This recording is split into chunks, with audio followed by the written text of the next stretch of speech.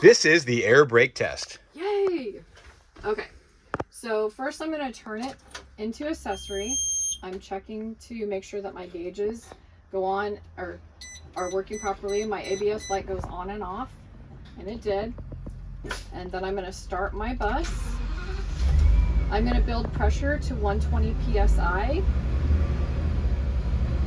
The governor and the air compressor, we were checking to make sure that they worked together properly.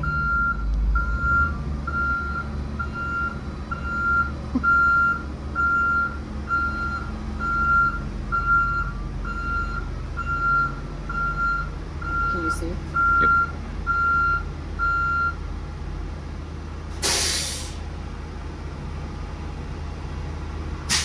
All right, so the governor released, and that tells us that the air compressor and the governor are working together properly. So now we're going to turn off our bus.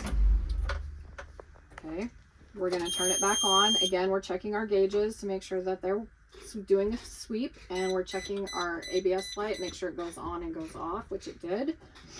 Okay, so now we're going to check to make sure that our air brake holds the way it's supposed to. We're going to wait till the needle settles,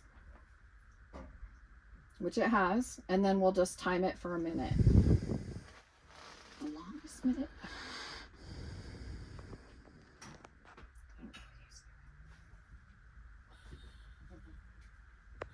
We're doing an air brake check. I'm teaching them how to do air brakes. You training? Yeah. Oh. Okay, so we'll say it's been a full minute. Okay. Okay, so now we're going to fan our brakes down.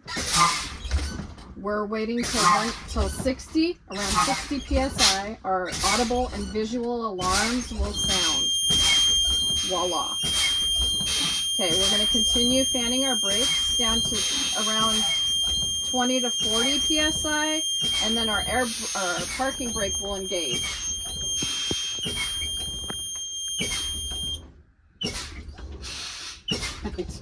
Sounds so funny. And we did not lose more than 3 psi in that minute. Okay, so now we're going to start, because our parking brake popped out around 20 to 40 psi. So we're going to restart our bus and build pressure back up.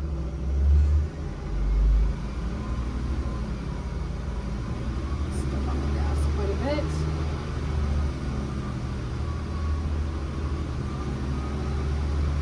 So part of the reason why it's important to do an air brake test every day is if it gets to around 60 psi, like we lose a lot of pressure.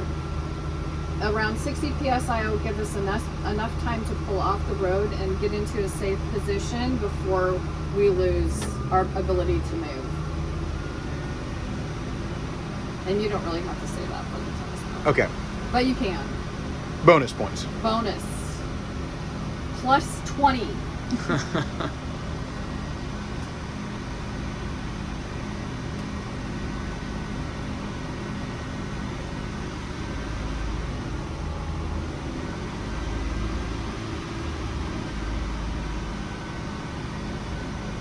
I should really time this and see how long it takes to build the pressure back up. I'll know on the video when it's done.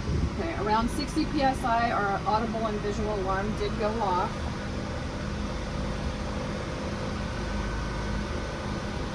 This bus is around like 65 psi. But when you're testing, you want to say around 60 psi.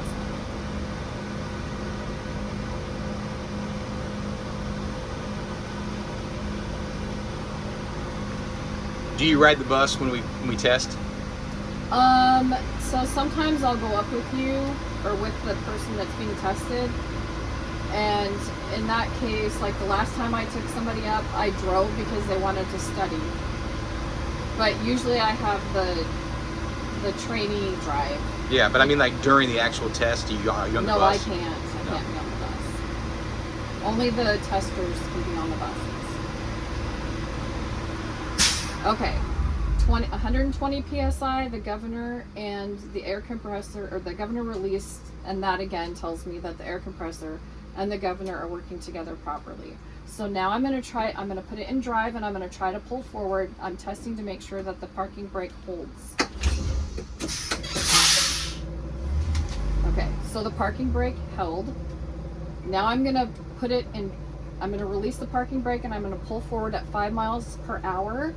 I'm going to step on my brake to make sure my service brake holds, and I'm going to make sure that the bus doesn't pull to the right or the left when I do that. Okay, here we go. 5 miles per hour, stepping on the brake. Okay, so the service brakes are working properly. I'm not going to say this part.